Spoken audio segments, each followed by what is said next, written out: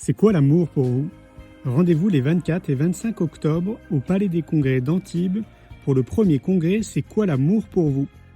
Un rendez-vous puissant pour remettre l'amour au cœur de notre société. Pour prendre votre place, c'est très simple, vous tapez Congrès C'est quoi l'amour pour vous dans un moteur de recherche et vous pourrez prendre votre place directement sur le site. Les places sont limitées à 500 personnes. Je vous dis à très vite les amis. Le principal obstacle au bonheur, c'est nos propres pensées. C'est pas quelque chose d'extérieur à soi. Le bonheur pour moi, c'est la liberté. Pour moi, c'est très simple en fait, le bonheur. C'est juste être.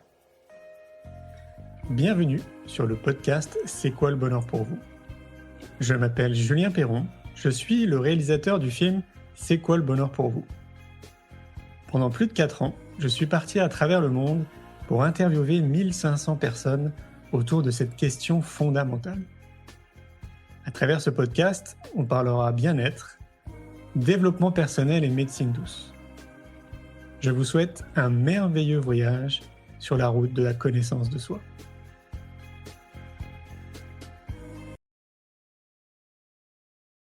Bonjour à tous, j'espère que vous allez bien là où vous êtes. Moi ça va très bien, je reviens fraîchement de la playa.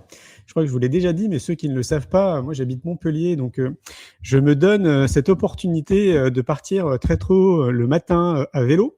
Il y a à peu près 12 à 13 km pour rejoindre Carnon-Plage. Je vais faire mes exercices de yoga, de méditation, de relaxation. Et puis ensuite, il y a un restaurant qui s'appelle le Cœur des Sables, une petite pub pour eux, qui ouvre à 9h et qui donne vraiment les pieds dans le sable. Et donc, une fois que j'ai terminé tous mes exercices, de réveil corporel notamment, eh bien, je me mets à ce que j'appelle jardiner. C'est ma façon à moi de dire de travailler, parce que je n'aime pas ce mot. J'ai l'impression de jardiner depuis 25 ans, de semer des graines autour de moi, donc je jardine les pieds dans le sable. Donc voilà, ça me permet d'allier l'utile et l'agréable. Je fais du sport, je suis au soleil, je suis face à la mer et c'est un vrai cadeau. J'ai beaucoup de gratitude pour ça depuis 12 ans maintenant que je suis à Montpellier. J'habitais avant à Paris et je suis vraiment à chaque fois en gratitude. J'ai l'impression d'habiter en Californie ici. C'est assez dingue. Sinon, dans les actualités, on a notre deuxième week-end immersif C'est quoi le bonheur pour vous qui approche. C'est du 31 juillet au 2 août. On se retrouve au hameau de l'Étoile. C'est un hameau qui est magnifique, qui est à 45 minutes de Montpellier. Je vais vous montrer une petite vidéo d'ailleurs juste tout de suite après pour que vous puissiez voir à quoi ressemble ce hameau qui est juste magnifique. Je vais être en compagnie de Leonardo Pelagotti qui va vous proposer des ateliers autour de la respiration et notamment de revenir beaucoup plus en conscience autour de notre corps. Il y a Ludovic Leroux qui va lui être très concentré autour de notre tête. Donc, vous allez voir avec lui notamment tout ce qui tourne autour du nerf vagal. Vous allez voir, c'est passionnant. Et avec moi, on va plonger dans notre monde intérieur, notamment dans nos pensées. Et donc, pendant 2 jours, on va vous proposer comme ça 2 ateliers chacun. Donc, on va être 100 personnes. Ce sont des ateliers qui durent 1h30. Donc, on va être une trentaine par groupe. Dans ce lieu, vous allez voir qui est assez incroyable. On y mange végétarien pendant tout le week-end. On est au cœur d'une forêt qui est juste incroyable. Et puis, il y a une piscine semi-olympique qui est juste géniale pour passer aussi de bons moments pendant les pauses si on a envie d'aller se baigner notamment. Et puis, d'ailleurs, le petit bonus qu'on a en plus, qui est un peu à la mode en ce moment parce que Leonardo Pelagotti le propose. Sur place, on aura un bac, vous savez, de glace qui est à 0 degré pour vivre cette immersion que propose depuis de nombreuses années Wim Hof, de vivre le froid, en fait, de générer du stress conscient. Et c'est extrêmement bon pour notre cerveau, pour notre corps. Ça participe aussi à renforcer notre immunité. Et donc voilà, on aura l'occasion, chacun et chacune, de tester ça aussi en compagnie de Leonardo. Donc ça, c'est la première actu. Et la deuxième, et pas des moindres, je suis très content de lancer le premier congrès C'est quoi l'amour pour vous, qui va avoir lieu du 24 au 25 octobre au Palais des Congrès d'Antibes. Ça va être un moment magique. On a 10 conférenciers hyper inspirants, dont Frédéric Lenoir, par exemple, ou Thérèse Argot, peut-être que vous connaissez, qui passe très souvent sur Légende et qui va être présente d'ailleurs sur le Légende Tour là, avec Guillaume Play. Et puis on a aussi Paul Dewandre qui a adapté le livre Les hommes viennent de Mars et les femmes viennent de Vénus. On a Nathalie Lefebvre qui sera ici. On a aussi Florentine Aulnoy-Wang que vous devez connaître, qui a dédié toute sa vie au couple. Bref, je vous invite à aller voir le site. Vous tapez Congrès Amour par exemple ou Congrès C'est quoi l'amour pour vous et vous aurez toute la prog. La billetterie est déjà ouverte. Il y a déjà, je crois, une 50aine de places qui sont parties. C'est réservé à 500 personnes, donc surtout ne tardez pas trop. Je vais vous montrer cette vidéo du hameau de l'Étoile et on se retrouve tout de suite après avec Sophie. Vous avez vu, ce lieu est vraiment tout simplement sublime. Donc, si vous voulez participer, c'est donc du 31 juillet au 2 août. Vous tapez week-end immersif, c'est quoi le bonheur pour vous? Vous allez tomber directement sur le site. Merci pour tous vos petits messages. Je vais faire apparaître Sophie. On va parler de l'art d'agir sans réagir. Bonjour Sophie. Bonjour Julien, et merci de m'accueillir dans ton émission. Merci à toi, merci d'être présente. Comment vas-tu aujourd'hui? Très bien, très bien. Il fait pas aussi beau que chez toi, mais très bien malgré ce temps pluvieux. Ah ouais, quelle chance d'habiter ici à Montpellier. Toi, tu habites où précisément en France? En Bretagne. Ah, Je suis j'adore la Bretagne. entre Vannes et Lorient. Ah, ok. Tu sais que je suis breton. Ah. Représente la Bretagne. Pardon? Tu viens de quel coin? De Saint-Julien-de-Concelles. D'accord, ok. Ouais. Ouais. D'accord. Ça me dit vaguement quelque chose. Ouais. J'ai dû le voir sur une carte. Ouais, Ouais, c'est pas très connu, hein, c'est tout petit. ouais. Quoi. C'est petit, ouais, je sais. Ouais. Je vais te laisser te présenter, Sophie, parce que tu vas voir, 1 heure, en fait, ça passe super vite, pour qu'on puisse comprendre qui tu es. Alors, dis-nous tout. J'ai commencé un petit peu par parler de mon parcours pour justement en faire le lien avec le sujet d'aujourd'hui, l'art d'agir sans réagir, comment j'en suis arrivée à ça. En fait, j'ai débuté ma vie professionnelle en étant avocate. Et pour la petite histoire, en fait, j'ai choisi un domaine, j'allais dire, assez technique pour éviter de m'occuper de tout l'aspect émotionnel, en fait, parce que je pensais à l'époque que l'émotionnel était absent, en fait, même dans les dossiers techniques. Et très tôt, je me suis rendu compte, en fait, dans les interactions qu'on pouvait avoir, que ce soit entre collègues ou avec les parties adverses, bon là, je replace à l'époque quand j'étais avocate, ou les clients. En fait, je me disais, à partir du moment où on n'ose pas dire, où on s'emporte, où on se met en retrait et on se replie sur soi, enfin, toutes les réactions qu'on peut avoir, je me dis, en fait, au final, les émotions, elles sont toujours là. Mais je pense qu'à l'époque, j'étais pas très à l'aise avec les émotions, donc j'avais envie de les mettre sous le tapis et de me dire, ça n'existe pas. Et en fait, ce que j'ai réalisé aussi, et c'est pour ça qu'à un moment donné, j'ai pensé, j'ai réfléchi à une reconversion, c'est qu'assez vite, je me suis dit, tiens, quand on est en contentieux, en fait, on s'en remet au juge. C'est-à-dire que même les dossiers bien ficelés, en fait, on finit par se dire, tiens, on s'en remet au juge et c'est le juge qui aura, entre guillemets, le dernier mot, même si en général, on peut savoir à peu près la jurisprudence dominante, mais il y a toujours un aléa. Et en fait, ça me dérangeait et j'ai compris pourquoi après, parce que j'avais envie d'accompagner les personnes à retrouver leur pouvoir personnel et notamment leur pouvoir de décision. Et ça fait sens après. Et donc, du coup, je me suis orientée dans la médiation parce que justement, je voulais accompagner les personnes sur ça, sur justement les aider à trouver par eux-mêmes des solutions. Il y avait vraiment cette volonté d'être autonome. Et en fait, la médiation m'a fait justement prendre conscience qu'il y avait des signaux pour éviter les conflits. Et parce qu'en fait, je n'aimais pas les conflits. Et donc, du coup, je me suis dit, tiens, le levier, c'est éviter les conflits. Et en fait, au fur et à mesure, parce qu'en parallèle, j'ai aussi cheminé personnellement, c'est que moi, j'avais un gros souci de positionnement, c'est-à-dire qu'il y avait un décalage entre ce que je pensais et ce que je disais, ou entre ce que je pensais et ce que je faisais. Et vraiment, c'était vraiment quelque chose qui était dur à vivre pour moi. Et du coup, il y avait toujours un décalage entre guillemets, la moi publique et ce qui se passait à l'intérieur de moi. Et donc là, j'ai voulu savoir pourquoi. Et il a fallu que je vive une relation particulièrement qu'on pourrait qualifier de toxique pour que j'ai vraiment une sorte de réveil. C'est vraiment ça où je me suis dit, mais mince, en fait, sans m'en rendre compte, j'ai alimenté la relation en étant passive, en fait. Et justement, en ne disant pas stop au moment où il fallait dire stop. Et je me suis dit, mais pourquoi? Et en fait, c'est comme ça, en fait, les réflexions que j'ai pu avoir d'un point de vue professionnel et personnel, que j'ai remonté, en fait, à la source de me dire, tiens, mais pourquoi? Et pour avoir les réponses. Et puis, à un moment donné, c'est comme un peu un puzzle. J'ai réussi à mettre un tout cohérent, en fait. Mais à l'époque, c'était que des petites bribes d'informations.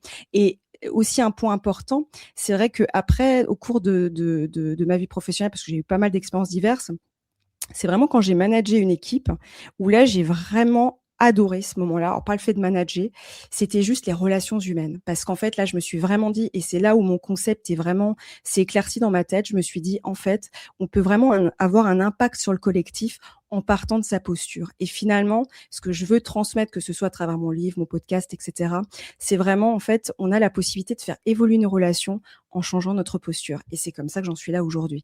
Mais tu vois, c'est un amoncellement de petites choses. Et puis, à un moment donné, j'ai mis en bloc, quoi.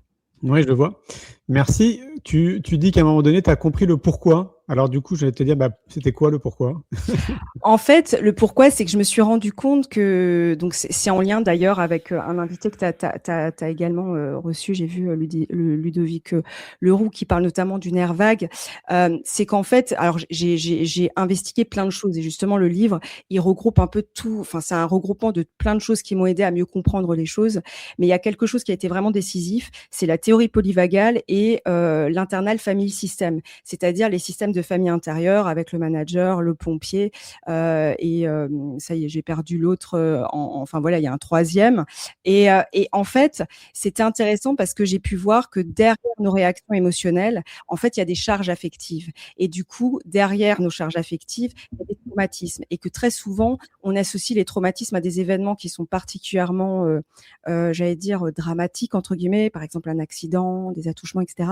Et en fait, ça peut être aussi, parfois, on peut très bien être porteur justement de charges affectives, on l'est tous d'ailleurs, plus ou moins, parce qu'en fait, il s'est passé des événements quand on était petit et justement, on n'a pas eu, j'allais dire, soit l'espace pour comprendre, pour mettre déjà du sens à ce qui se passait, mais surtout pour accueillir nos émotions. Et donc, du coup, qu'est-ce qui se passe ? Ça reste bloqué à un moment donné dans notre corps, ça s'encapsule en quelque sorte. Et donc, du coup, c'est pour ça que plus tard, on peut arriver dans des situations et se dire, mais je comprends pas pourquoi j'ai réagi comme ça, pourquoi c'est démesuré par rapport à la situation. Parce qu'en fait, on est porteur de charges affectives. Et c'est comme ça que j'ai bouclé la boucle. Ce qui veut dire qu'on le serait tous, d'après toi? Oui, en fait, ça fait un lien avec un podcast que j'ai fait il y a plusieurs années de ça, où justement, je me rappelle avoir posé la question, est-ce que nous sommes tous des traumatisés? Et justement, la personne m'avait répondu et je l'ai moi-même, dans mes explorations, je me suis dit, oui, effectivement, ça fait sens. C'est qu'en fait, on a tous vécu à un moment donné, je vais donner un exemple concret, je sais pas, on tombe par terre et de nouveau, c'est pas pour incriminer les parents, mais on tombe par terre et il suffit qu'on l'ait vécu d'une manière particulièrement forte, l'adulte spontanément va dire non mais t'en fais pas, je te fais un bisou magique et ça va passer, ce qui en soi c'est pas le souci. Mais en fait, qu'est-ce qui va se passer si l'enfant c'est très fort? En fait, il va intégrer des informations et notamment l'émotion, il va pas réussir à savoir quoi en faire parce que quand on est petit, on a besoin d'un adulte, en tout cas quelqu'un qui nous accompagne dans le processus. Et donc du coup, c'est ce qui fait qu'on est tous finalement porteurs plus ou moins. Bien sûr, selon notre vécu, bien évidemment, il y a des gens qui ont des vécus plus lourds que d'autres, mais dans tous les cas, on a forcément vécu à un moment donné des choses qui ont fait que ça s'est engrammé entre guillemets et tout l'enjeu, et c'est un peu ce que je partage dans le livre, ce processus, c'est comment on décapsule entre guillemets tout ça, quoi. Donc, tu veux dire d'un événement qui peut paraître anodin aux yeux des adultes quand on était enfant, où nous, peut-être, on s'est figé, où on n'a pas su réagir comme il faut, où il y a quelque chose qui a été très impactant émotionnellement parlant. Ça veut dire que plus tard, ça va avoir un impact dans notre vie d'adulte. Mais est-ce que tu as un exemple de à quel moment, en fait, dans notre vie d'adulte, ça peut avoir un impact? Ça se traduit comment, quoi? En fait, c'est vraiment, alors ça se traduit on peut le voir parce que c'est pas facile, forcément, c'est assez sournois, surtout quand on n'a pas vécu d'événement, parce que quand on a vécu un événement, c'est facile de dire j'ai vécu ça, donc du coup je vais travailler là-dessus. Mais par contre là, pour le coup, c'est complètement invisible. Et en fait, ce qui peut être des signaux, et je pense notamment à nos auditeurs, c'est quand on vit des situations qui se répètent. Ça arrive parfois, moi je le vois dans les accompagnements et formations que je fais, il y a des personnes qui, je vais donner un exemple concret, qui disent tiens, j'ai vécu une relation pas très équilibrée avec mon manager et je finis par quitter cette entreprise et je me lance à mon compte et je me retrouve à revivre exactement la même relation, sauf cette fois-ci avec le client. Et je comprends pas pourquoi. Et en fait, c'est ça. Typiquement, c'est parce qu'il y a quelque chose en fait qui s'est joué dans notre, à l'intérieur de nous, en fait, dans notre monde intérieur, qui fait qu'en fait, on va se retrouver bloqué parfois, ce que j'appelle moi bloqué dans les systèmes, c'est-à-dire on a des situations qui se répètent. Mais après, ça peut être sans tomber dans des schémas qui se répètent, ça peut être aussi des situations. Et ça, j'ai croisé pas plus tard que dernièrement une personne qui me dit tiens, ton livre il tombe à pic parce que moi dernièrement j'ai vécu une situation. Et je me suis dit, mais pourquoi j'ai réagi comme ça? Et j'avais honte d'avoir réagi d'une manière aussi forte, alors que la situation ne le justifiait pas. Mais c'est comme ça, en fait. Il faut accueillir ce qui se passe, en fait. Pour moi, c'est un cadeau, en fait, finalement, ce qui se passe. Parce que c'est un révélateur pour mieux se connaître, en fait, finalement, derrière. Ah oui, bien évidemment, ouais. Parfois, moi, j'appelle ça, des bombes émotionnelles, parce qu'en fonction des individus, parfois, ça peut exploser Et donc, je sais pas, exemple, tu es en train de discuter avec quelqu'un. Alors, je trouve, tu vas me confirmer ou non, que ça se révèle beaucoup plus dans le couple. Donc, Ah oui, pour moi, c'est à travers le lien et c'est 100 clairement. fois plus puissant dans le couple. Et donc, voilà, tu es en train de discuter. Puis, en fait, d'un coup, tu vas dire quelque chose ou agir d'une certaine manière, comme dans la vie de tous les jours, quoi, on va dire. Mais l'autre personne va surréagir, donc bombe émotionnelle. Et Exact. en fonction de l'individu, ça peut aller, je sais pas, je vais m'enfermer dans la chambre, je deviens colérique d'un coup. On parle de ça, ouais.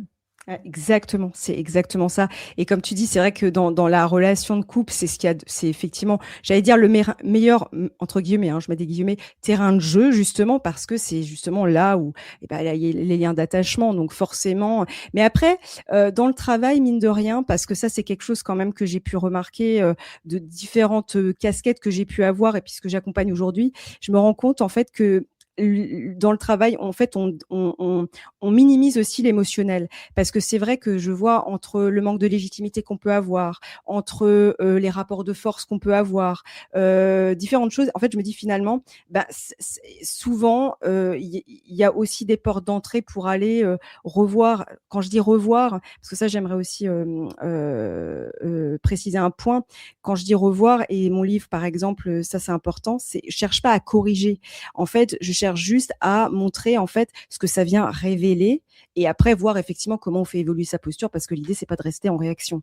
Oui. Mais pour moi, c'est important de passer quand même dans le cap de se dire OK, je vis ça, j'accepte en fait aussi ce que je vis parce que très souvent en fait, on vit dans une société comme ça, on a envie de tout de suite trouver une solution, d'éradiquer le truc et puis c'est bon, on passe à autre chose. Et pour moi non, il faut s'arrêter un instant, pas trois plombs non plus, pas trifouiller le truc non plus, mais simplement juste le temps de voir un petit peu ce qui se joue et d'accueillir ce qui se passe en fait. Oui, parce que c'est bien de l'avoir identifié. C'est déjà Mmh. énorme, je pense, parce qu'à mon avis, il y a Oui, quand même beaucoup de personnes pour qui c'est déjà très compliqué de l'identifier. vraiment. Ça nécessite une vraie ouverture de cœur et de conscience, je trouve. Ouais, Et une tout à fois que fait. c'est identifié, d'après toi, si je comprends bien, ce serait plutôt de dire bon bah ok, j'ai ça. Dès qu'il se passe ça, en fait, ça active ça en moi. Mmh. Maintenant, en haut, qu'est-ce que je fais avec ça? Et en fait, c'est pour ça justement, alors je fais le lien avec le livre, mais où je l'ai justement, j'allais dire parsemé d'exercices parce que pour moi, il y a quelque chose de fondamental et que j'ai remarqué dans mon propre cheminement. C'est que moi, une fois, j'ai croisé quelqu'un qui m'a dit un jour, et ça m'a vraiment blessée ce jour-là, elle m'a dit: «Sophie, c'est bien de tout comprendre, mais à un moment donné, il faut l'intégrer dans le corps». Bien Et sûr. en fait, j'ai pris ça comme une claque parce que je me suis dit: «Mais elle a tellement raison». Et Oui. en fait, c'est important justement aussi de revenir au corps et je prends l'exemple d'une situation, c'est bien de se dire: «OK, je vis ça», mais c'est aussi après d'aller au contact et c'est ça ce qu'il y a de plus dur, c'est d'aller au contact de, ce qu'on ressent en fait, pour pouvoir justement, j'allais dire, je fais le lien avec les traumatismes dont je parlais tout à l'heure, de finalement finir le processus. C'est ça qui va faire que l'émotion en fait, elle va se désengrammer parce que justement on lui apporte du soin, on lui apporte de la présence et c'est tout le cheminement en fait, c'est tout le processus justement que j'explique dans le livre sur comment on fait pour passer justement j'allais dire d'une situation où on subit à une situation qu'on choisit, c'est-à-dire je subis parfois ma réaction et là je vais pouvoir apporter une réponse qui me semble la plus appropriée par rapport à la situation. Mais il y a un processus. C'est sûr que ça se fait pas comme ça. C'est C'est pas clair. parce qu'on a compris que c'est bon quoi. Ah oui, c'est clair.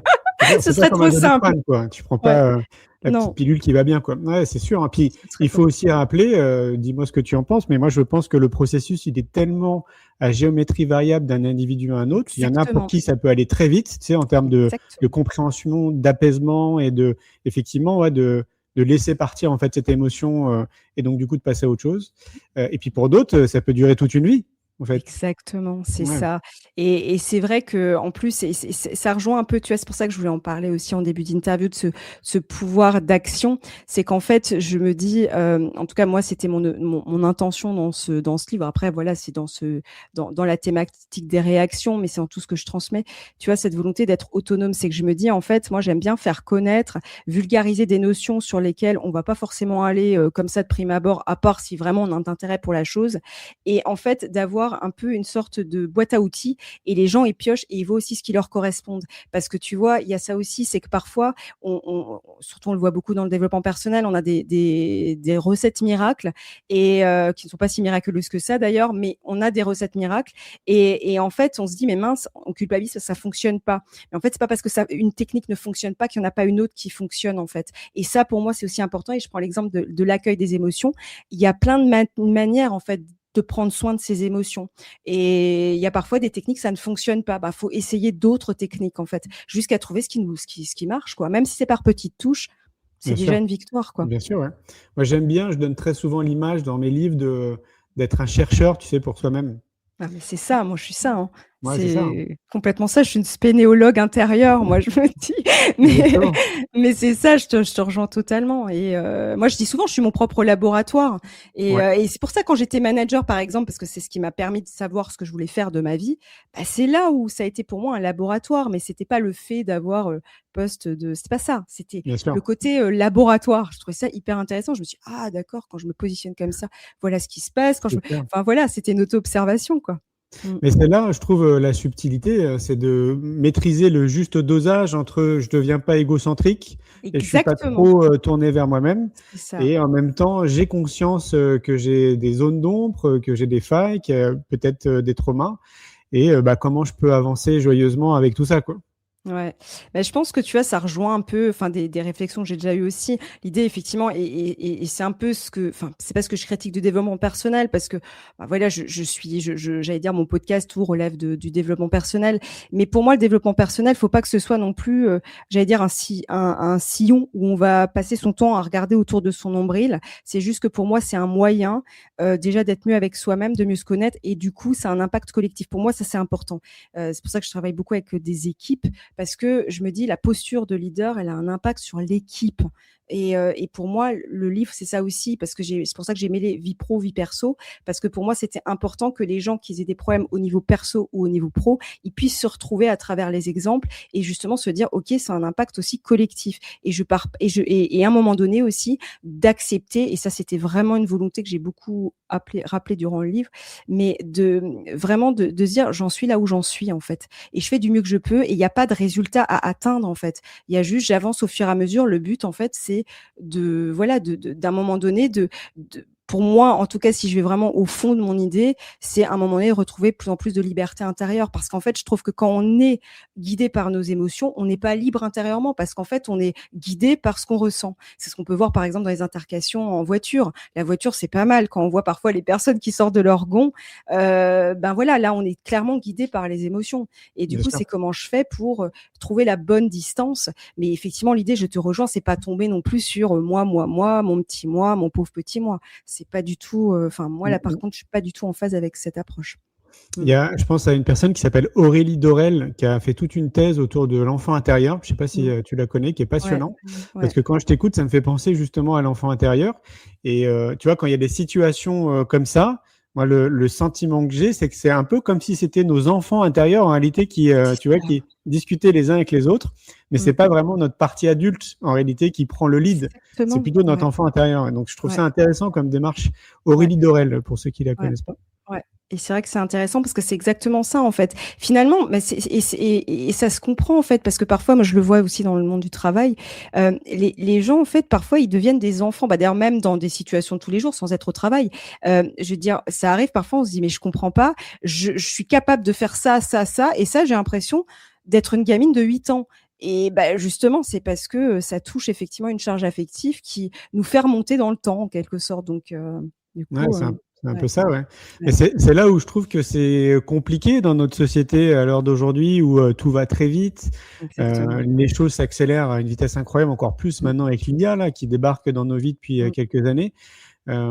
Comment on fait, tu vois, pour prendre du temps, pour appuyer sur pause et pour se poser un peu ces questions existentielles et faire en sorte du mieux qu'on peut de s'occuper de soi, parce que comme tu le disais très justement, c'est ce que je dis très souvent, c'est moi ce que je remarque maintenant avec les années, parce que j'ai la chance d'avoir commencé très tôt. D'après ma mère, j'ai commencé vers l'âge de 6 ans. Donc je remarque que plus moi je prends soin de moi, plus en réalité j'ai un impact sur le collectif autour de moi. Clairement. Et tu vois, et ça va être, je sais pas moi, les gens qui sont proches de moi, les gens avec qui je travaille, et puis de manière beaucoup plus large, les gens que je vais croiser, je sais pas, dans le train, enfin, tu vois. Et je trouve que c'est une vraie responsabilité citoyenne. Mais moi, tu vois, je suis complètement en phase avec ça. Moi, c'est ça, en fait. C'est pour ça que je dis le développement personnel, pour moi, c'est un moyen, mais c'est pas une finalité parce que c'est ça. Pour moi, c'est vraiment cet impact collectif. Mais après, tu sais, ça me fait le lien et c'est marrant parce que ça a fait référence au podcast qu'on a fait ensemble il y a quelques années où il y avait un mot qui avait vraiment résonné à l'époque, mais parce que je pense que j'étais déjà en train de poser les jalons de mes projets qui sont sortis plus tard, c'est la discipline. Et tu vois, tu avais parlé à un moment de discipline et je me rappelle que ce mot m'avait vraiment inspiré dans notre échange. Tu vois, c'est marrant parce qu'il y a des interviews comme ça qui me marquent et celle-ci, en tout cas, ce passage m'a vraiment marqué et je me suis dit, mais t'as tellement raison parce qu'en fait, c'est ça qui fait qu'à un moment, il dit, c'est pas non plus de devenir un spartiate, mais en fait, la discipline, c'est ce qui permet aussi à un moment donné, de se dire, bon, je prends un temps pour moi, même quand j'ai des enfants, à un moment donné, je prends un temps pour moi. Et ça, je le vois aussi, même moi, je veux dire, parce que moi, c'est important que ce que je transmets, je l'incarne. Il m'arrive aussi, enfin, je suis pas un Bouddha, il m'arrive aussi d'avoir le système nerveux complètement dérégulé, etc. Ouais. Et à un moment donné, je me dis, bon, Sophie, tu te poses. Donc, je vais faire du yin yoga ou je vais faire des choses qui me font du bien. Mais c'est une discipline, en fait, que j'instaure. Et quand j'ai vraiment pas le temps, ce sera de la cohérence cardiaque, par exemple. Mais voilà, il y a des choses où je me dis, c'est une discipline. Et là, à un moment, c'est un engagement avec soi-même. Ouais, complètement. Et puis avec soi-même, et je trouve une fois de plus avec en réalité le collectif. Moi, Tout à fait. tout à l'heure en commençant notre échange que j'allais ce matin à la plage par exemple pour bosser. Donc j'allais l'utile et l'agréable, c'est-à-dire je fais du sport, je me dépense, je suis en pleine nature, en même temps je bosse quand je suis sur place. Moi je défie quiconque. Là, si je faisais un petit sondage à Montpellier, si les gens étaient motivés comme moi pour partir à 7h30 ou 8h du mat, tu vois. Je suis pas sûr qu'il y en aurait beaucoup. Par contre, je vois tous les bénéfices que ça m'apporte après sur tout le reste de ma journée. Mais clairement, moi je le fais en marchant. Voilà. Je dicte des choses, voilà. C'est Donc du coup, c'est top et je me retrouve au milieu des arbres à écouter le chant des oiseaux, c'est top. Voilà, c'est parfait. Et d'ailleurs, pour faire une transposition, parce que les gens pourraient se dire, c'est génial, toi, tu es au bord de la plage. Moi, j'ai habité 34 ans à Paris. Et en fait, à Paris, on n'a pas l'environnement qu'on a ici à Montpellier. Mais je faisais la même chose. En fait, j'étais autant discipliné. C'est juste que je changeais mon environnement. Soit j'allais dans des parcs, soit j'allais dans une forêt, soit j'allais au Bois de Boulogne, par exemple. Mais je trouvais toujours, en fait, un moment dans la journée pour faire quelque chose, en fait, qui me nourrit, tu sais, qui me nourrit et dans mon corps et pour ma santé mentale. Et moi, je voyais bien, comme j'ai commencé jeune, la plupart de mes potes, ils étaient au bar en train de boire des verres, pendant que moi, j'allais méditer auprès d'un arbre, par exemple. Et j'étais un peu là, enfin, on se moquait de moi, si tu veux. Et je suis tellement content d'avoir persévéré. Mais je te rejoins. Moi, j'ai commencé plus tard, mais c'est vrai que maintenant, je m'en passerai plus. Je me dis, mais en fait, c'est nécessaire. Et je vois, plus on a de l'espace à l'intérieur de soi, plus tu peux accueillir l'autre. Sinon, tu peux pas accueillir l'autre. Si t'es déjà en saturation intérieure, l'autre, il n'y a pas de place. C'est impossible.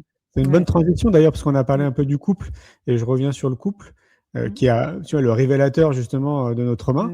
Est-ce que t'as dans ton bouquin, est-ce que tu as étudié ce champ-là aussi autour du couple ou en fait, pas forcément?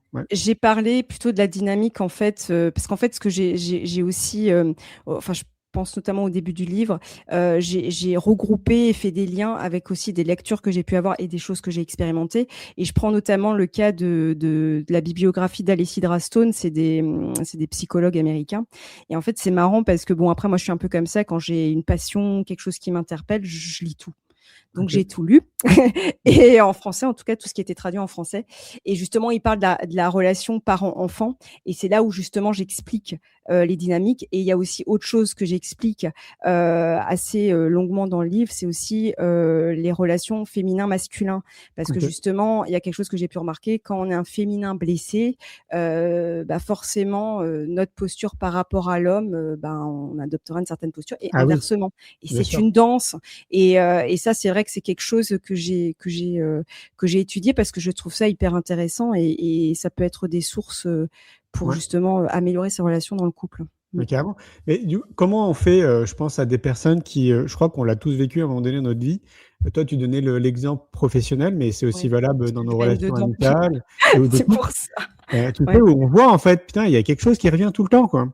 Il y a, comme si on te montrait quelque part, tu vois, là, on te montre quelque chose, là, il faut le régler, quoi. Exactement. Ouais, Mais exactement. je pense que la question que beaucoup de personnes peuvent se poser, parce qu'à mon avis, il y en a plein qui vont se reconnaître là-dedans, c'est OK, j'ai identifié, j'attire tout le temps globalement les mêmes personnes, je sais pas, pro ou amicales ou dans mon couple.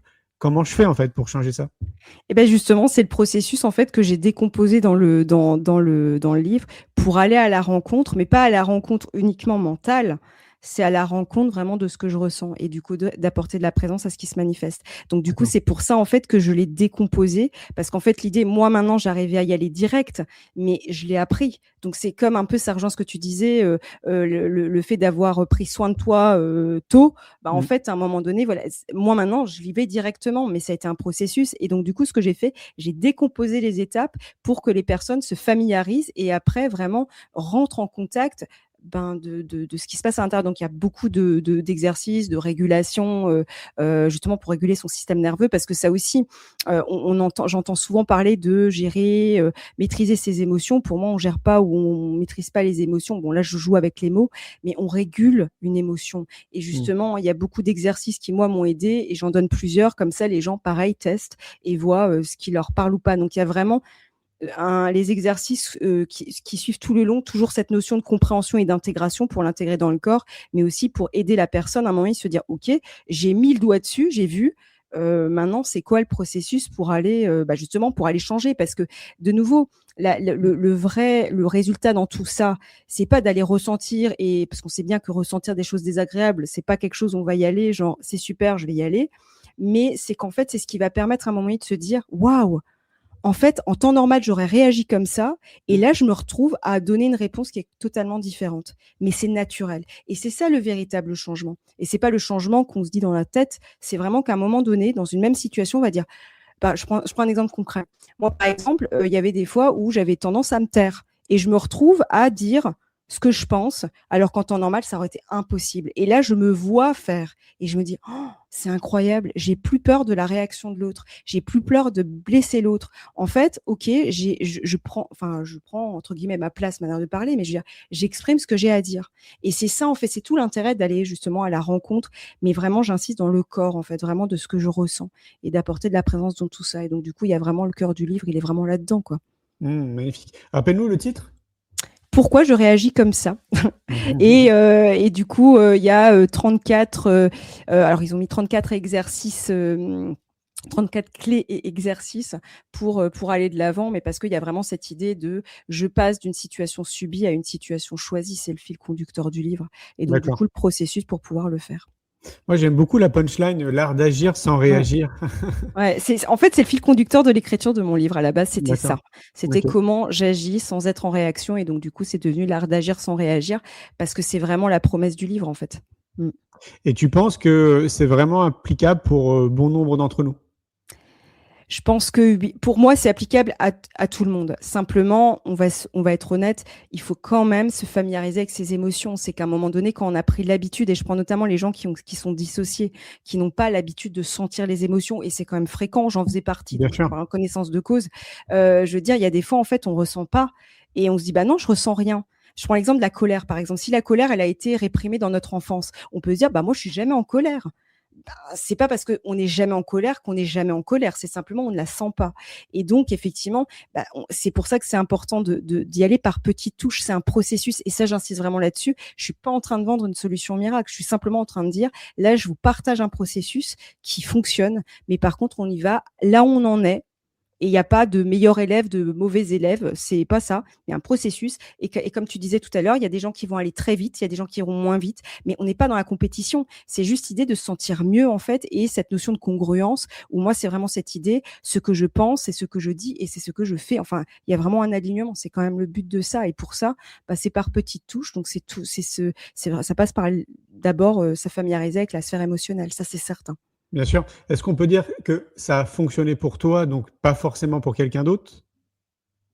Je pense que oui, on peut le dire, Ouais. mais je me dis, enfin, voyant d'où je viens, je me dis, j'ai quand même, je pense que ça demande la patience en fait. Je pense que franchement, enfin, ça rejoint le mot discipline que tu parlais et enfin dans le podcast qu'on a pu faire ensemble et je le complète avec la patience. Pour moi, avec la patience, tout est possible. Donc en soi, tout est possible. Par contre, si on veut aller vite, non, c'est pas applicable à tout le monde. Si par contre on se dit, ok, je vais prendre le temps que ça va prendre. Et il y a des fois, et ça c'est important de le dire aussi, qu'il y a des fois, on peut avoir des retours en arrière. C'est-à-dire, il y a des fois, on progresse. C'est un peu comme quand on apprend à faire du vélo, on va tomber par terre. Ben, c'est pas grave, c'est pas pour ça qu'on sait pas rouler en fait. Voilà, il y a des va-et-vient. Mais pour moi, pour moi, c'est toujours avoir cette notion de curiosité et de se dire, en fait, je vais en apprendre plus sur moi. C'est ce qui va me permettre de mieux me relier aux autres. À partir du moment où on sait pourquoi on le fait, on s'y tient en fait. Moi, c'était vraiment ça. C'était le but déjà de transmettre parce que j'adore transmettre ce que j'apprends. Donc ça, c'était vraiment ce qui m'a guidée parce qu'en fait, le travail dans tout ça, ça a été moi déjà de me sentir mieux, mais ça a été aussi de me dire, je vais pouvoir le partager derrière et du coup me dire, bah si ça marche, c'est que ça peut fonctionner. Je veux dire, je suis pas unique, Bien je sûr. suis pas du tout. Bah oui, bien sûr. Mais Est-ce que ça demande tu, la patience. est-ce que tu penses qu'on y gagnerait beaucoup si on intégrait ça dès notre enfance? Tu sais, si Ouais. on intégrait plus de savoir-être et de connaissance de soi? Ouais. Mais clairement. Et tu Ok. vois, je rejoins un petit peu, parce que bon, je connais un petit peu ton travail quand même, et notamment sur l'éducation des enfants, Ouais. quand tu parles justement du côté éducatif. Et c'est vrai que je parlerai de deux volets. Il y a déjà le volet parental. En tout cas, quand j'ai écrit ce livre, j'avais aussi cette intention-là. De nouveau, c'est pas d'incriminer les parents, mais moi, je prends l'exemple, je viens des années 80. On n'était pas, enfin, moi, je trouve que nos parents, en tout cas, je parle des miens, pas forcément à l'aise avec la sphère émotionnelle. C'est pas quelque chose, on m'a pas appris à accueillir mes émotions. Je crois que j'ai D'accord. vraiment mis des mots bien plus tard quand j'étais adulte où je me suis dit, ah d'accord, c'est une émotion. Enfin, je venais vraiment de loin moi. Non, c'est vrai. Donc du coup, je me dis si déjà à titre en tant que parent, euh, on apprend nous à mieux réguler notre sphère émotionnelle, notre état d'être, ben, on va aussi aider notre enfant et aussi montrer l'exemple parce que mine de rien, il y a quand même un mimétisme. On apprend par Tout à nos fait. Les figures neurones de miroirs. référence. C'est Ouais. ça, complètement.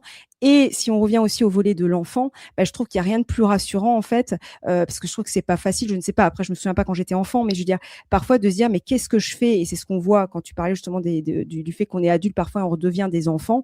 Ben justement quand on ressent quelque chose de très fort, parfois on ne sait pas quoi en faire. Donc qu'est-ce qu'on va faire? Soit on va le retourner contre nous, c'est ce qu'on peut voir à travers l'anxiété, etc.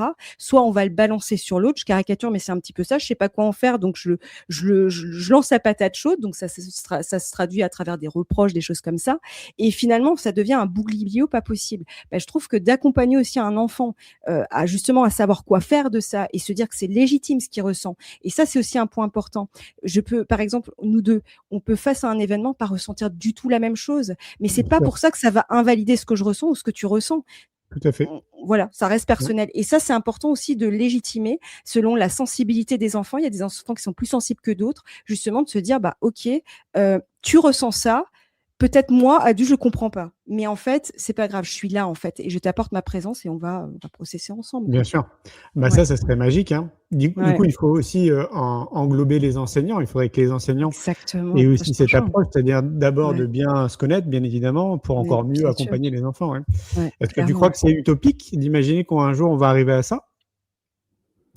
En tout cas, je sais pas si c'est utopique parce que moi je suis quand même une idéaliste, donc je pourrais pas dire que c'est utopique parce que je partage cet avis. Donc du coup, je me dis voilà, je pense qu'il faut quand même un peu rêver dans la vie, sinon rien n'est possible.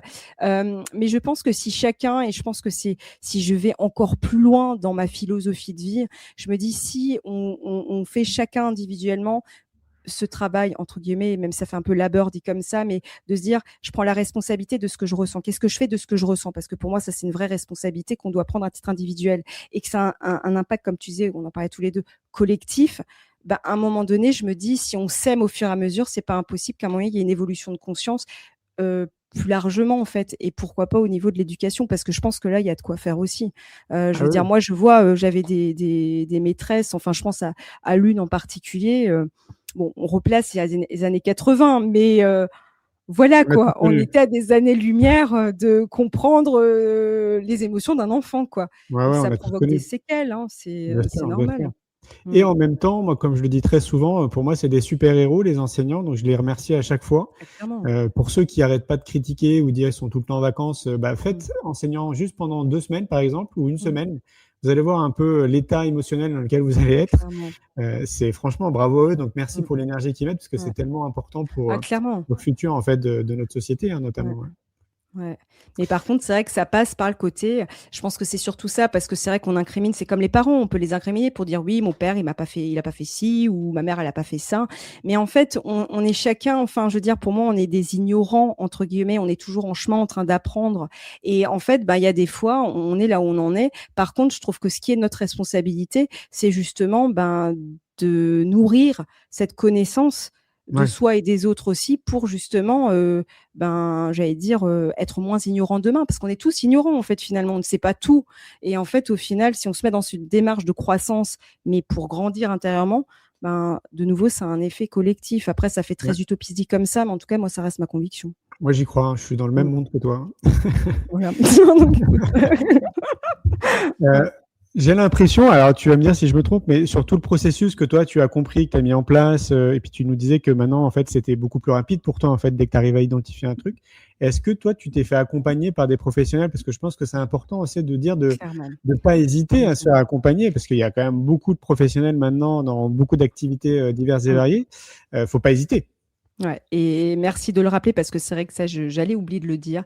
C'est important, surtout que souvent on se dit oui, je peux le faire tout seul, et notamment un livre. Alors un livre peut donner des pistes. Moi, je sais qu'il y a des livres, et d'ailleurs je les cite dans mon livre, hein, des livres qui ont été vraiment décisifs dans ma vie, qui ont vraiment été vraiment apprenants, mais ça ne remplacera jamais un accompagnement. C'est qu'à un moment donné, on a besoin en fait de quelqu'un pour nous accompagner. Après, ça dépend de ce qu'on, j'allais dire, de la problématique qu'on veut régler. Il y a des fois, quand c'est assez lourd, je pense qu'il faut aller plutôt dans une thérapie, parce Ouais. que je veux dire, un coach, etc., ça suffira pas. Et Mm. quand c'est un problème, bon, bah voilà, il y a aussi d'autres accompagnants. Mais de nouveau, pour moi, c'est tester aussi. Et alors l'idée, c'est pas non plus de tester plein de choses, c'est pas ça, mais de voir aussi ce qui nous convient, en fait. Parce que moi, par exemple, c'est vraiment ça, j'ai testé, j'ai expérimenté beaucoup de choses. Et à un moment donné, j'ai trouvé vraiment ce qui, moi, me convenait.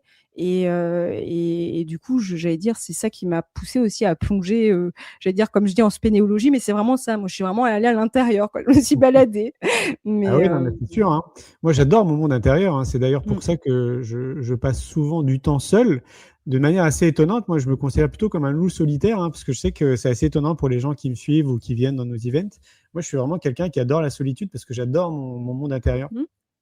Je sais pas, toi aussi, c'est pareil? Ouais, je suis plutôt. Moi, j'ai besoin, en tout cas, même si je suis en lien avec les autres, bien sûr, je vis pas en ermite, mais j'ai besoin d'avoir des moments pour moi, et notamment la marche. Je sais que ça fait partie Ouais, ouais, voilà, d'un moment où je vais marcher seule, en fait, et ça va me permettre de. Je sais pas où c'est je ça. suis à ce moment-là, mais en fait, on s'en fout. Je Ouais, suis avec moi-même, et ça me fait du bien. Et je te rejoins, et ça, c'est important. Et ça, c'est aussi important de le dire pour des personnes qui parfois ne s'autorisent pas à être seules, parce tout à qu'ils en fait. éprouvent le besoin. Ils peuvent culpabiliser, se dire oui, mais bon, je peux pas, mon fils, ma fille, etc., ou mon mari, ou ma femme. Et en fait, ben non, en fait, on a besoin, et au contraire, Tout à fait. il faut, c'est pas une injonction, mais il y a quand même ce côté, c'est nécessaire de nouveau pour avoir de l'espace à l'intérieur de soi et accueillir les Complet, autres, si on est pas complet, possible. complet. Moi, je pense que c'est vraiment important de prendre ce temps régulièrement. Ouais. Ouais. C'est pas forcément partir toute une journée, hein, c'est Non, juste tu pars marcher une petite heure, par c'est exemple, ça. c'est déjà amplement suffisant. Ouais. Exactement. Mmh. Exactement. Et ça, c'est important, et j'en parle d'ailleurs dans mon livre, mais vraiment de prendre même des micro-pauses, en fait, même quand on Ouais. travaille. Parce que Mmh. c'est vrai que, tu vois, toi comme moi, on travaille, j'allais dire, à notre compte, donc c'est pas pareil, c'est pas le même rythme. Mais au travail, tu peux aussi, à un moment donné, Oui, bien ben sûr. voilà, prendre des micro-pauses, c'est possible, Bien pour sûr, bien juste te sûr. recentrer, quoi. Mmh, mmh, mmh. Mm. Dans un juste équilibre, tu sais, moi, j'observe beaucoup dans nos activités. Alors, nous, ça fait 25 ans qu'on développe tout ce qu'on fait. Je vois que, allez, pour être sympa, il y a 80% de femmes en fait qui suivent nos activités, qui viennent dans nos événements, qui lisent mes bouquins et tout, etc. 80% de femmes. Je suis très gentil. Dans ma tête, je pense plutôt 90. Et donc, et donc, ce que je me dis, c'est que, vu que visiblement, c'est quand même beaucoup de femmes qui se prennent en main, notamment par rapport à ce qu'on est en train d'évoquer, euh, si les gars, en fait, ne le font pas aussi en parallèle, ça crée un déséquilibre. Je sais pas Mm. si toi, tu l'observes Ouais. Ouais, et en fait, c'est assez marrant parce que bizarrement, alors je vais pas faire une vérité générale, hein, mais j'ai remarqué qu'en fait, j'ai quand même croisé pas mal d'hommes, qui, ont vraiment, j'allais dire ce que je disais, ça résonnait en fait, quand j'intervenais dans les formations et cetera, et en fait, je me suis dit: «Je crois qu'ils s'autorisent», enfin après, c'est du petit échantillon. C'est qu'en fait, il y a 2 cas de figure. Il y a, les hommes qui suivent leurs femmes à un moment donné parce qu'ils voient, le changement Oui. et du coup ils se disent: «Bah tiens, ça donne vraiment envie». Ou alors des hommes en fait qui eux, c'est pas du tout leur femme, c'est eux à titre individuel.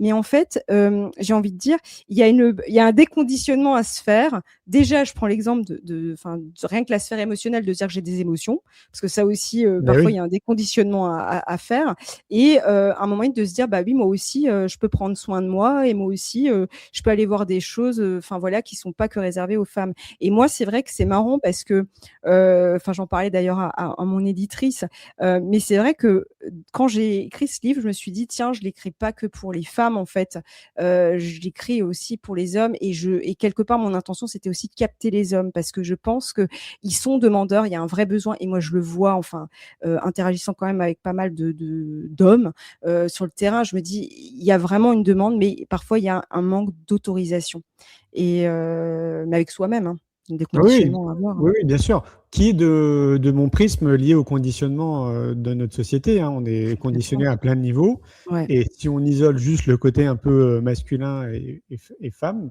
nous, de notre côté, on nous conditionne à justement nous couper de nos émotions, à ne ouais. pas C'est pleurer ça, parce qu'on est des garçons, exactement. à être des hommes Ouais, forts, à protéger la exactement. femme, à C'est ramener, ça. des bouliers à l'époque ou à ramener de l'argent à la maison. Enfin, c'est fou quand C'est même ce ça. C'est conditionnement, c'est dingue. hallucinant, Dans c'est les dingue livres, les et musiques, les mmh, films, tu vois, on est ultra ouais, conditionné à que ça soit complètement. la norme, en fait, Mmh, alors que pas du mmh. tout. Ouais et moi, j'ai espoir de nouveau, alors dans mon monde, hein, mais j'ai espoir que ça va évoluer. Ça prendra plus de temps peut-être, mais je me dis à un moment donné, il y aura forcément un rééquilibre. Tu vois, quand tu parlais de déséquilibre, bah, je me dis à un moment donné, ça va forcément s'équilibrer parce que, si les puis c'est toujours la même chose, si je reprends la dynamique du couple, si à un moment donné la femme, elle prend sa juste place, parce que c'est vrai que souvent on entend parler de trouver sa place, prendre sa place et cetera. Pour moi, en fait, c'est plutôt trouver la bonne distance avec l'autre pour voir, ben, qu'est-ce qui relève de ma responsabilité, qu'est-ce qui n'en relève pas? Parce que ça, c'est aussi tout un bougliblio, dans Mais sa oui, tête et là, les conditionnements, ils sont bien présents et en fait, je me dis: «Si les femmes, justement, font ce travail-là de trouver leur juste place, il y a un moment donné, il y a forcément aussi une incidence au niveau de l'homme et vice versa» et puis là, je parle des couples, hétéros, mais ça peut être aussi homosexuel. Enfin, je veux dire, c'est pareil, en fait. Je suis sûre qu'à un moment donné, il y a des influences qui se font, au fur et à mesure. Ça prend du temps, mais c'est ça prend du possible, temps. c'est possible. Ça prend du temps. Moi aussi, hein, j'y crois. Après, quand je t'écoute, je réfléchis en même temps et je me dis factuellement quand même depuis 25 ans, Oui, ça a évolué un petit peu, ça c'est mmh. clair. Mais là encore, tu vois, moi j'accompagne des groupes aussi sur Compostelle. Bon, bah, en fait, à chaque fois les personnes qui viennent, c'est, quasiment que des femmes, quoi. Comme ça, ouais. Mmh.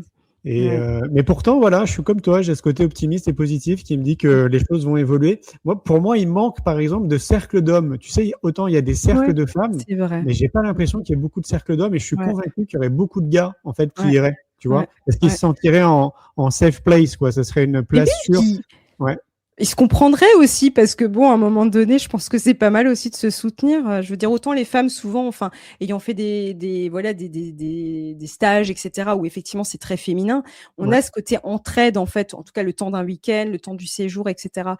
ouais, Mais c'est vrai que du coup, je pense que les hommes en ont aussi besoin ouais. et Quitte, tu avances tu plus sais, vite aussi. quitte, pour les gars qui nous écoutent, à faire des cercles d'hommes genre un peu musclés, tu vois? Je sais pas, Ouais, on va faire, du sport, on va dépenser de l'énergie, mais que pendant ce moment-là, bah, on puisse avoir des discussions profondes, mmh, tu vois? Entre ouais, gars. Ouais, complètement, ouais. par exemple, moi, c'est ce que je fais avec mes potes, hein. Mmh. En tout cas, j'ai cette chance d'avoir créé, une communauté de potes dans lequel on peut vivre, en fait, ces Mmh. expériences-là. Mmh. Donc on fait des sports qu'on aime bien et en même temps, on a des conversations très profondes sur notre vie, en fait, sur plein de choses, quoi. Mmh. Et je vois bien que ça fait du bien à tout le monde. Donc, je me dis: Ouais. «Si nous on le fait, c'est possible, quoi». Et puis, c'est bien ce que tu dis parce qu'il y a ce côté initiative, Oui, individuelle aussi et c'est vrai que ça aussi, on oui, je pense qu'on peut faire aussi au niveau initiative à son niveau, ouais, heu, des choses en fait qui nous font du bien et qui nous permettent de grandir ensemble. Parce qu'en C'est fait, ça. c'est ça. Et Oui. ouais, je trouve que c'est vraiment très bien. Et ça, C'est la clé, quoi. C'est vraiment ouais, la clé, quoi. c'est clairement, On en clairement. revient toujours à. Enfin, moi, tu sais, j'ai une phrase de Gandhi, peut-être qu'on en avait parlé. D'ailleurs, tu nous parles à chaque fois de ton podcast, mais c'est quoi le nom de ton podcast? Ah, c'est Philosophie. Oui, c'est vrai. Parce que moi, je suis dans mon monde, donc forcément, c'est le podcast Philosophie. Philosophie.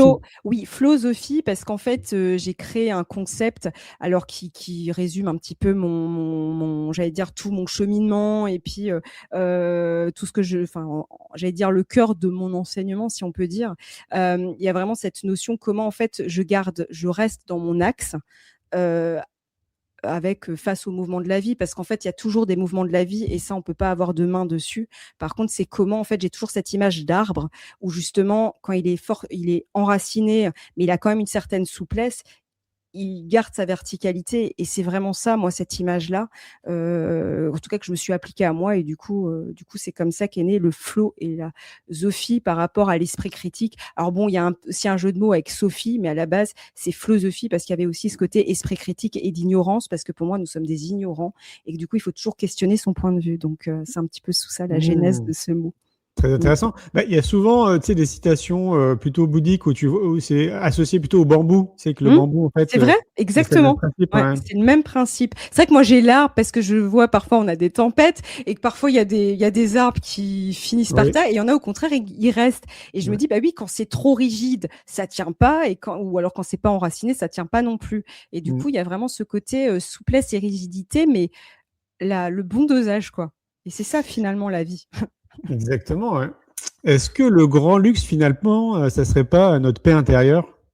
Ouais, si, c'est ça, exactement. T'as tout résumé parce que moi, c'est pour ça d'ailleurs que j'ai quitté, je pense, la profession d'avocat avec le recul. J'étais vraiment pour la pacification des relations et je reste convaincue que quand tu es en paix avec toi-même, c'est-à-dire que tu acceptes toutes les parts, et j'en parle d'ailleurs dans mon livre, les différentes parts, on part vraiment du principe, quand tu parlais de monde intérieur, on a des multitudes de parts et que en fait, souvent on veut voir que le côté beau, mais on a aussi des choses pas belles et c'est pas l'idée de beau, pas beau, parce que ça aussi c'est la société qui nous a conditionnés, c'est juste accepter ce qui est et accepter aussi que ça peut évoluer, voilà, on est en perpétuel mouvement, en perpétuel mouvement, oui.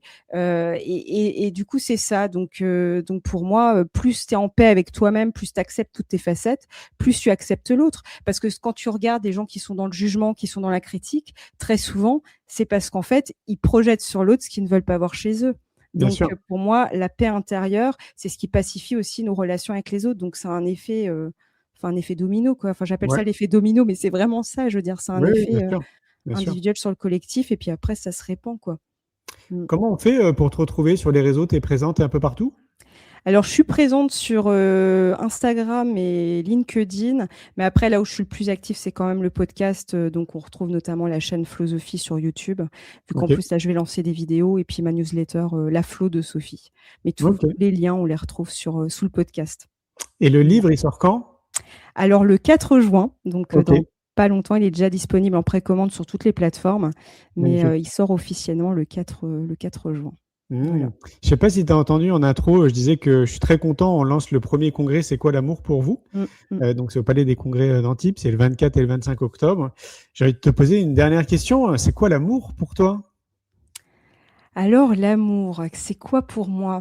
Alors ça va paraître peut-être un peu, je sais pas, je dirais, là c'est mon critique intérieur qui parle, j'allais dire du déjà entendu, mais pour moi en fait l'amour c'est vraiment ce côté, en fait on accepte la personne telle qu'elle est. Quand je prends l'exemple du couple, c'est on accepte la personne telle qu'elle est en fait. On entend souvent l'amour inconditionnel, mais c'est pas un concept à la con comme ça qu'on entend partout, galvaudé. C'est vraiment cette notion en fait, notamment dans un couple, c'est à un moment donné, c'est accepter la personne avec ce qu'on peut qualifier de ses imperfections et aussi d'accepter son évolution. Et du coup, c'est ça pour moi l'amour. Et on peut le vivre aussi avec un enfant, parce que parfois on projette des choses sur l'enfant et du coup, voilà. Et je me dis, pour moi, l'amour, c'est ça, c'est accepter la personne telle qu'elle est et telle qu'elle va devenir, en fait. Et du coup, on peut se l'appliquer aussi à soi, si je fais aussi, parce que pour moi, je pense que pour aimer les autres, il faut aussi s'aimer soi-même. Enfin, c'est toujours, il y a toujours cette double lecture. Et c'est pareil, c'est accepter, en fait, ses failles, accepter ses faiblesses, mais accepter aussi ses victoires. Parce que ça aussi, parfois, on en a honte de ses victoires. On n'a pas forcément, on peut les minimiser, c'est accepter tout ce qui est. En fait, pour moi, c'est vraiment cette notion revenir à l'être. Et je crois que c'est vraiment ce qui m'anime vraiment profondément. On est dans une société de faire et avoir, et pour moi, l'être est nécessaire. Et c'est quand on est dans cet être que du coup, le faire et avoir suit, quoi, et beaucoup plus congruent. Mais après, c'est ma philosophie de vie. Hein. Merci beaucoup, Sophie. Merci à C'est toi. cool d'échanger avec toi. Donc, ton livre, bientôt, donc le 4 juin, tu as dit 14 juin 4 juin, ouais. 4 Et juin. on retrouve donc Philosophie, le podcast. Philosophie, ouais. Flow. Philosophie, ouais. Flow, le flow, l'état de flow. Le flow, Sophie, partout. J'imagine un Deezer, un podcast. Ouais, il est vraiment, là, je suis partout. Hein. Ok. Voilà. Et ben écoute, je te souhaite une belle fin de journée. Merci, et encore merci pour ce moment et pour cet échange. Avec joie. À tout bientôt. À bientôt. Ciao, ciao. Au revoir. Et voilà les amis, c'était Sophie Deligiani. J'espère que vous avez passé un bon moment avec nous. C'était passionnant, je trouve, de parler de tous ces sujets. Effectivement, on est très conditionné par ce qu'on a vécu dans notre enfance, mais pas que. Hein, vous l'avez vu, notre société aussi nous conditionne beaucoup. Et je trouve que c'est vraiment pertinent et intéressant dans notre parcours de vie, à un moment donné, de s'intéresser à nous, de comprendre en fait nos zones d'ombre, comment on fonctionne, notre mode d'emploi pour être encore plus impactant positivement dans notre société à travers les liens qui nous unissent, qu'on parle d'amitié, d'amour au sein de notre famille. J'aimerais tellement, on l'a dit, on l'a évoqué rapidement, que tout ça puisse s'intégrer le plus tôt possible dans notre société, donc savoir-être et connaissance de soi directement sur les bancs de l'école, mais qu'on en parle aussi à travers le mainstream, que les politiques aussi prennent en main ce sujet à bras-le-corps, ça serait merveilleux. Je vais vous montrer, ça me fait penser aux 2 livres que j'ai écrits avec la maison d'édition Erol, qui sont sortis maintenant. Le premier, je vous le montre à l'affiche, c'est quoi le bonheur pour vous, en chemin vers soi, qui est sorti maintenant il y a 3 ans. Vous êtes bientôt 8000 lecteurs. Je suis très content de tous vos retours. Je suis même plus que content parce que je vois que ce livre participe à changer des vies. Donc, j'ai pas de mots en fait pour ça, tellement c'est fort de sentir qu'on est utile à ce point-là, qu'on change des vies. Donc, merci encore pour tous vos retours. J'avais encore une belle photo ce matin d'une lectrice qui m'a envoyé une photo d'elle avec le livre pour me dire qu'elle venait juste de commencer la lecture. Donc, merci. Et puis ça, c'est la suite. C'est quoi le bonheur pour vous en quête de sens? Donc, les deux sont complémentaires. C'est une approche qui vous permettra de mieux vous connaître, de mieux connaître les autres aussi. Donc, il y a un voyage qui est très intérieur et un autre voyage qui est plutôt autour de fondamentaux qui sont pour moi l'alimentation, le sport, le sommeil, la nature, les exercices de relaxation et pas que. Et dans les deux, c'est comme des romans autobiographiques. Je vous raconte mon parcours de vie en vous montrant un peu toutes mes étapes, là où j'en suis passé, tous les moments très compliqués dans ma vie, comment j'ai su rebondir et comment maintenant, avec beaucoup de discipline, je mène une vie très épanouie et comment je me retrouve très aligné avec qui je suis. Ça, c'est juste magique de vivre ça. Je vais vous montrer, pour vous laisser cette petite vidéo qu'on a réalisée au Hameau de l'Étoile, dont je vous parlais. C'est donc notre deuxième week-end immersif, c'est quoi le bonheur pour vous? Ça va avoir lieu du 31 juillet au 2 août. On va parler notamment pendant ces 2 jours un peu de tout ce qu'on a évoqué avec Sophie. Donc 31 juillet au 2 août, c'est au Hameau de l'Étoile, c'est le week-end immersif, c'est quoi le bonheur pour vous? Je vous montre cette petite vidéo et on se retrouve bientôt pour un nouvel échange. Prenez soin de vous. Ciao, ciao. Un grand merci pour votre écoute. J'espère que vous avez passé un bon moment avec nous. Pour prolonger l'expérience C'est quoi le bonheur pour vous et continuer votre cheminement sur la connaissance de soi, je vous invite vivement à lire mon livre C'est quoi le bonheur pour vous que vous trouverez dans toutes les librairies. Jouez et amusez-vous avec le jeu de cartes entre amis, avec des inconnus, dans le monde de l'entreprise, à l'école. Regardez le film C'est quoi le bonheur pour vous? Et surtout, prenez soin de vous. Je vous souhaite un merveilleux voyage vers vous-même.